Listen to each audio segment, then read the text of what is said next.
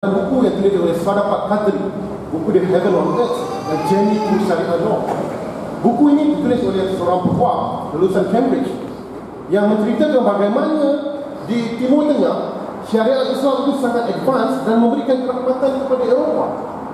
Pada mana pada waktu itu Eropah tidak mengiktiraf wanita, tetapi Islam sudah lama mengiktiraf wanita, malah menegakkan bahawa syurga di bawah tapak kaki itu. Dan kita lihat bagaimana sistem yang meletakkan wanita itu di satu tempat status yang terbaik. Itu ditulis oleh Al-Nadwi dalam buku yang berkenaan dengan Al-Muhaddisat fil Islam. Maknanya intellectual wanita di dalam Islam. Profesor John Maqdisi dalam artikel di mana-mana mengatakan bahawa bagaimana common law itu asasnya adalah daripada banyak daripada prinsip-prinsip Islam. Di antaranya law of trust. Siapa yang baca artikel ditulis oleh Profesor John Maqdisi, beliau mengatakan bagaimana konsep law of trust itu sebenarnya berasas daripada konsep wakaf, endowment. Bagaimana Universiti Oxford ini ditubuhkan, college yang pertama itu ditubuhkan menggunakan konsep trust yang mengambil pendekatan wakaf, dan itulah memberikan kerahmatan kerana sistem endowment trust pada hari ini memberikan satu mekanisme untuk pembangunan di seluruh dunia menggunakan konsep trust. Bagaimana rahmat Islam. Begitu juga apa yang ditulis oleh Profesor Christopher Grigori Wiramantri. Ini Profesor Vice President of ICT, International Law Justice, dalam buku dia tentang jurisprudence and Islam. Dia pernah mengatakan bagaimana John Locke, the so-called father of Western philosophy, dalam buku dia itu Treatise of Government, bagaimana sebenarnya John Locke itu terpengaruh dengan beberapa prinsip yang ada di dalam syariat Islam. Apabila Profesor Wiramantri melihat bagaimana John Locke ketika belajar dan ketika mengajar, beliau tidak pernah miss kepada satu syarahan oleh Profesor Muslim yang menceritakan tentang history of Islam dan sebagainya. Bagaimana mungkin kita tidak terpengaruh ataupun tidak mengambil sedikit pendekatan syariat Islam itu berhormat, yang kalau kita lihat pada hari ini bahawa common law itu mempunyai banyak persamaan dalam dengan sistem syariat Islam. Mungkin ada yang sebab dia kata nanti kata kafir. Ini sudah ada satu kajian dari Pakistan, di Pakistan mengatakan 80%, lebih kurang 80% tulisan Dr. Hamid Muhammad mengatakan bahawa common law itu adalah banyak senada dengan Islam, seperti contoh law of consent dan sebagainya. Jadi hadirin hadirat di rahmat Allah sekalian, menyentuh kepada perbincangan perkembangan politik Islam, kenapa Rashid Al-Ghanouchi cuba untuk beralih daripada Islamis kepada Muslim Demokrat. Kalau kita lihat bahawa hari ini, pada minggu ni sudah ada beberapa gathering dipanggil seminar oleh Muslim Demokrat di seluruh dunia. Ini sudah ada satu rakan Muslim Demokrat. Mahu tidak mahu kita kena melihat bagaimana dinamika politik Islam di Timur Tengah itu. Saya berkesempatan untuk berjumpa dan berdialog dengan Rashid Al-Ghanouchi ketika di UK dulu. Dan kebetulan pada 2014, Desember 2014, saya berkesempatan untuk berdialog sekali lagi dengan Rashid Al-Ghanouchi di New York, di Columbia University, ketika itu World Forum Leaders, New York University, di Columbia University. Dan ada perbincangan secara ringkas, perbincangan dengan Rashid Al-Ghanouchi, berbincang berkenaan dengan perkara ini. Beliau mengatakan apa yang berlaku di Timur Tengah adalah kita perlu melihat realiti dan juga sosio-dimensi di Timur Tengah, terutamanya di Tunisia. Apabila ketika mereka untuk membincangkan, untuk meletakkan, ada yang mengatakan perlu meletakkan syariat Islam dia sebagai perkara pertama di dalam perlembagaan, Rashid Al-Ghanouchi mengatakan bahawa bagaimana untuk kita meletakkan sesuatu yang masih lagi diperdebatkan, yang masih tidak ada lagi konsisten, yang masih lagi tidak jelas untuk diletakkan. Dan rakyat Tunisia sendiri bukanlah rakyat yang benar-benar mahukan Islam. Kerana kebanyakannya masih lagi berfikiran bahawa Islam itu tidak mampu dan compatible dengan modernity ini. Jadi beliau mengatakan bahawa kita perlu lihat daripada berbagai dimensi, dan daripada tindakan ini pastinya menimbulkan pelbagai kritikan. Di antara kritikan yang kita lihat adalah kritikan oleh Dr. Azam Tamimi Dr. Azam Tamimi ini saya pernah beberapa kali demonstrasi di London bersama beliau. Dr. Azam Tamimi, insyaAllah bulan 8 ni akan buat pertemuan dengan Dr. Azam. InsyaAllah saya akan tanyakan soalan bertanya, saya boleh tanya kepada dia. Apabila dia ada dua kritikan yang dibawa oleh Dr. Azam terhadap pandangan Rashid Ghannouchi ni. Yang pertama, Rashid Ghannouchi sudah mula melupakan perjuangan Islamis generasi pertama. Mereka dipenjara, mereka dizalimi kerana untuk memperjuangkan daulah Islamiah, untuk memperjuangkan syariat Islam. Yang kedua, Rashid Ghannouchi lupa untuk menceritakan tentang survival Palestin. Ini di antara beberapa kritikan yang saya rasa relevan, tetapi kita perlu lihat bahawa ini merupakan refleksi pribadi. Apabila melihat teori-teori dan juga apabila membaca banyak beberapa siri tulisan termasuk buku terkini Rashid Ghannouchi, siapa yang pernah baca buku Rashid Ghannouchi, Hukukul Insan wa Demokratiyah fil Islam, buku terkini 2014. Kalau saya baca, kita akan lihat bagaimana betapa progresifnya pandangan dan pendekatan Ghannouchi, kerana mengambil pendekatan bahawa dalam siasat ataupun political Islam ini, ia dikategorikan sebagai al-farahat, iaitu sesuatu yang masih lagi mempunyai ruang untuk kita berikutkan dan tidak ada satu model yang solid untuk kita ikut. Kerana di dalam Al-Quran ada banyak sistem politik, ada banyak sistem pemerintahan di dalam sejarah Al-Quran. Kalau kita lihat bagaimana dengan Nabi Sulaiman, sistem monarki, tetapi kerajaan yang begitu prihatin kepada rakyatnya sehingga semua pun diambil kira oleh Nabi Sulaiman. The listening government itu merupakan model yang, dan ada model pemerintahan yang lain. Model pemerintahan Nabi Yusuf, bagaimana Nabi Yusuf rekonsiliasi dengan pemerintah, memberikan syarat untuk bersama-sama bagaimana membangunkan negara. Sekiranya tidak dapat melaksanakan sesuatu, itulah berlaku kesalahan revolusi, iaitu apabila kita tengok sistem ketika utama Nabi Musa, apabila Fir'aun sudah tidak boleh lagi buat sesuatu, kita perlu revolusi. Dan ada banyak beberapa dalam mana dalam Al-Quran itu sangat-sangat indah menceritakan perkara kisah-kisah yang terbaik yang boleh memberikan iktibar, memberikan ibrah kepada kita untuk memikirkan perkara ini. Dan apa yang perlu daripada hal ini? Saya katakan, yang perkara yang sangat perlu pada hari ini ialah kita perlu memerlukan pembaharuan dalam fiqh siasat.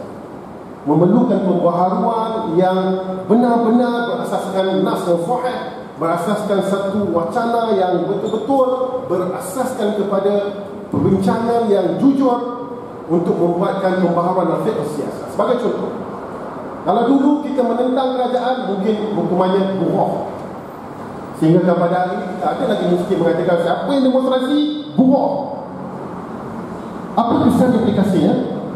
Halal darahnya. Tetapi pada hari ini tidak sesuai, kerana dalam konteks yang berbeza, bahawa demonstrasi aman itu merupakan salah satu daripada aspirasi rakyat yang diberikan sebagai salah satu daripada hukukul insan, iaitu sebagai daripada karamah insaniyah, untuk mengekspresikan apa sahaja yang mereka rasakan kepada pemerintah sebagai sesuatu yang valid dan genuine, kerana mereka lah yang melantik pemerintah. Kerana di dalam sebuah negara yang baik ialah rakyat yang berkuasa, negara yang buruk ialah pemerintah yang berkuasa. Jadi apa yang kita perlu buat hari ini ialah pemerintah, pemimpin perlu tunduk kepada rakyat. Itulah kita mahu, iaitu pembaharuan kepada fiqh siasat. Assalamualaikum. Baik, terima kasih kepada Dr. Zulkifli Hasan. Ustaz Ustaz, soalan je ikut jalan Dr. Zul. Mungkinlah pada hasil dua sesi kita tadi, Ustaz Wajib lebih dilihat pesimis terhadap agama Islam. Lebih pesimis, maknanya tak perlu beragama Islam dan sebagainya. Mungkin malam ni Ustaz boleh kongsi apa alternatif ataupun cadangan untuk membawa politik Islam. Maksudnya politik Islam sama salah saya?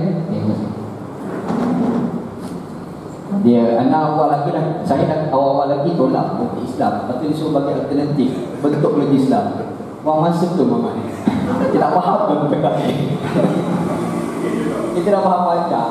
Yang saya bahas tadi, saya kata kita kena keluar rangka-rangka Islam. Kita tak payah cakap tentang politik Islam. Kita Kita pergi pada politik nilai, kita pergi pada politik asas tasarruful imam ala rakyat iman betul-betul maslahah. Kan tugas bagi pemerintah itu adalah memberi kemaslahatan kepada rakyat. Jadi sebab saya ni rasa kita tak payah bila kita berbuat terma yang apa politik Islam. Sebab kita suka gaduh tengah rumah. Jadi gaduh terma tu dia nak bahas apa yang Islam, siapa yang kafir, siapa yang kurang kafir, siapa mengambil haraki, siapa mengambil hakati. Habis keluar sekarang Dia cuba kadang-kadang saya pernah terpikat, andaikan dalam dunia ni tidak ada gerakan Islam. Diandaikan dalam dunia ni tak ada gerakan Islam, mungkin dia tak akan ada ISIS. Mungkin tak akan ada apa namakan sebagai Boko Haram yang kerja membunuh atas nama Islam. Pergi sendiri orang baca Allahu Akbar. Lepas tu bila dia melakukan tindakan keganasan, lepas tu dibacakan ayat Al-Quran tertentu. Nah, betul-betul kita dah sampai. Ayat ni sebenarnya kita nak lupa. Bukan dua ni bukan sebenarnya. Kira kita sila baca. Anak banyak kritik kita tapi kita tak dengar lah. Kita dengar lah, kita dengar balik.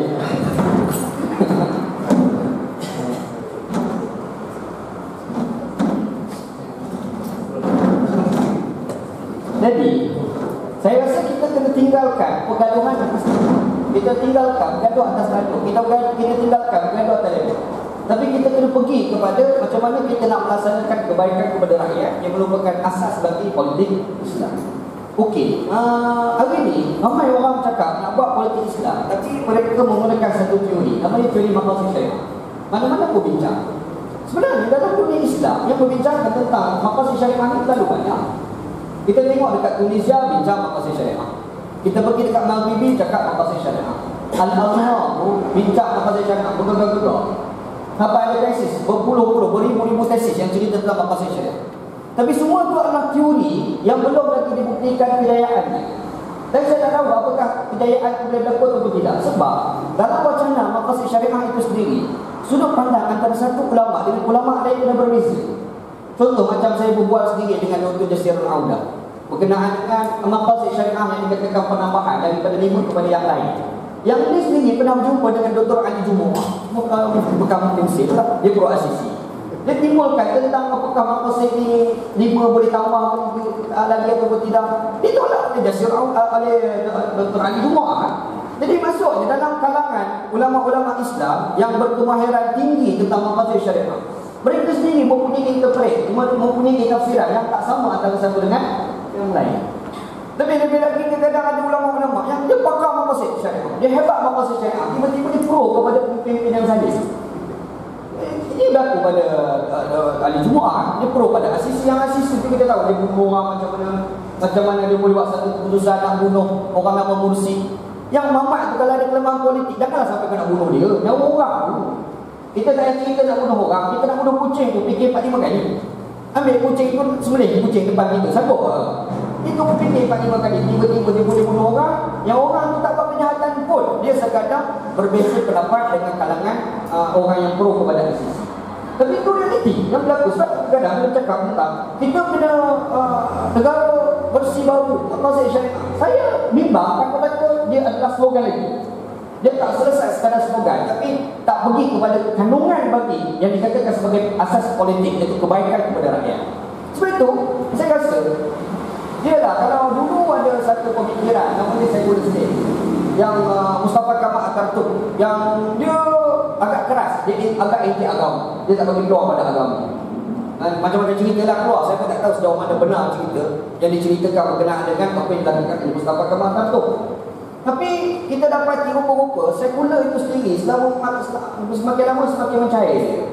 Dia mencair, dia ada nama sebagai liberal, sekular liberal, macam-macam nama. Dalam sekular kita kena liberal, dalam sekular kita kena raikan kewujudan agama-agama yang lain. Kalau nak buat negara Islam, kadang-kadang ada kebimbangan yang lain pula. Negara Islam bersiapa, Sunni ke Syiah pun satu masalah juga.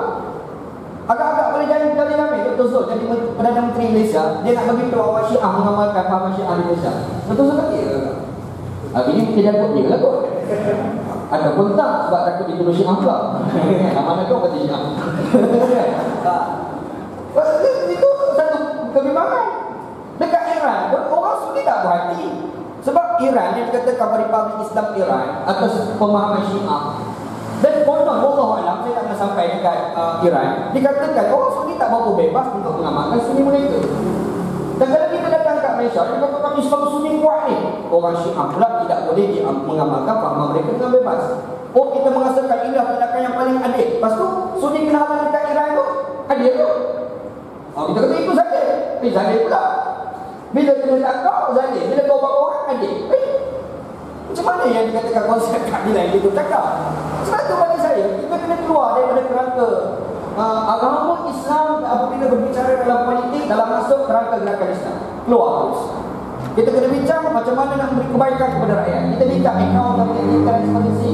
Tak payah sebut Islam lah atas nak buat transparansi, sebab berapa ramai orang bukan Islam telah melaksanakan transparansi dan berjaya walaupun tidak menggunakan nama agama. Orang Islam yang cakap transparansi, accountability, rahmah, bomba, gajah limau, habis keluar.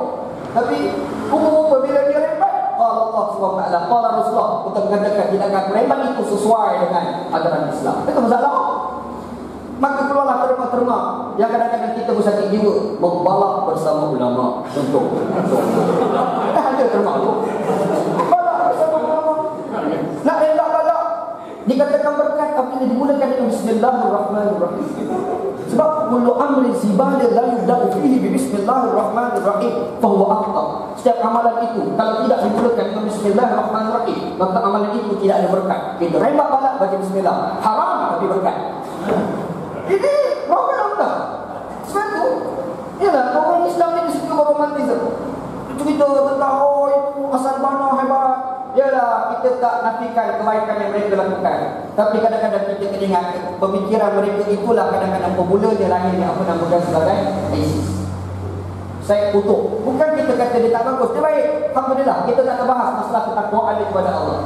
Tapi manusia itu kadang-kadang dia ada silap, dia ada betul dia. Kullu ibn Adam khata'. Setiap anak Adam pun ada kesilapan yang dilakukan. Mungkin pandangan yang dikeluarkan itu betul. Kadang-kadang pandangan dia kadang agak keterlaluan. Dia lah macam mana hamba Allah boleh letak dalam penjara. Dia tengah bengang. Apa? Asal ke jemaah Mesir? Jemaah Mesir. Dia betul orang sangat dia tulis kitab.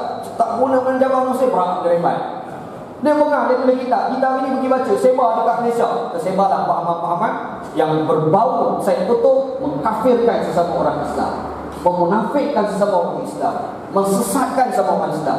Kita dah ambil kerja Tuhan dah. Ambil kerja Tuhan. Allah Ta'ala sebut dalam Quran yang menyesatkan itu, yang tahu itu adalah Allah, bukan manusia. Inna rabbaka huwa a'lamu biman dhalla an sabilihi wa huwa a'lamu bil muhtadin. Surah Al-Qalam ayat 7. Allah Ta'ala kata, Tuhan kamu saja yang mengetahui siapa disesatkan, siapa dapat hidayah. Tapi atas nama beragama Islam, sesat orang. Orang Syiah sebagai contoh, pahaman Syiah bermula. Ini minta maaf kalau orang Syiah kali ini. Dia tahu berani hantar Syiah, tak pernah menang hantar Syiah. Yalah, anda sebagai seorang Sunni yang kuat.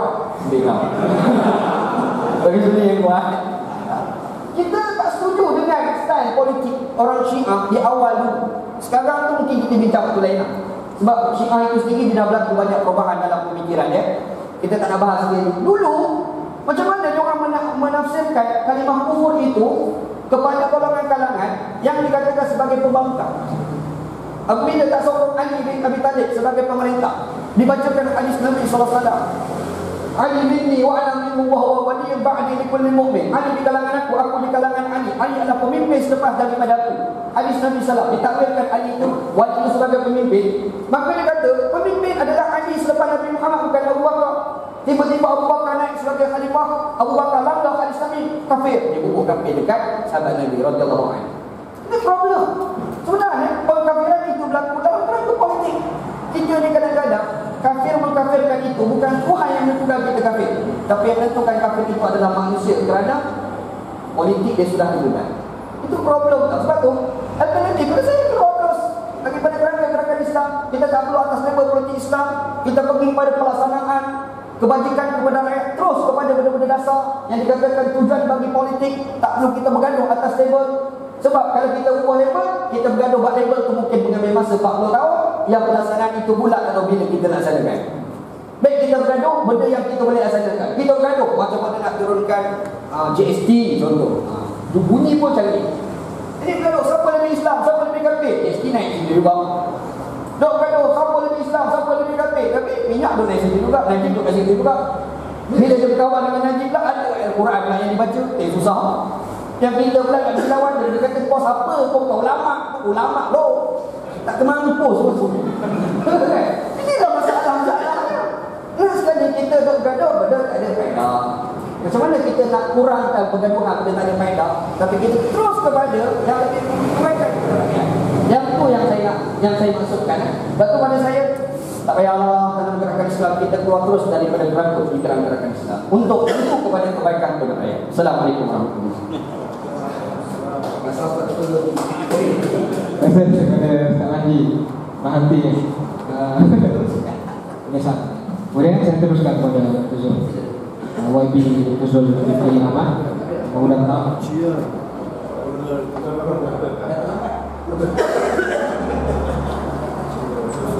Betul, dalam buku ni Doktor menjelaskan panjang lebar tentang generasi kedua politik Islam. Mungkin Doktor boleh dikasihkan ataupun lagi pencerahan yang lebih lanjut pada maksud generasi kedua politik Islam. Saya Sohan. Kenalan Ustaz beri dia kan? Jadi saya kalau dalam begini duduk macam baik, saya juga sunnah Ustaz Panji. Assalamualaikum warahmatullahi wabarakatuh. Salam sejahtera. Alhamdulillah, salatu wassalamu ala Rasulillah wa ala alihi wa sahbihi wa man wala. Amma ba'd. Saya juga tak bersyukur kepada Allah SWT. Dan saya sedikit tergendala tidak dapat mendengar dengan baik ulasannya. Tapi yang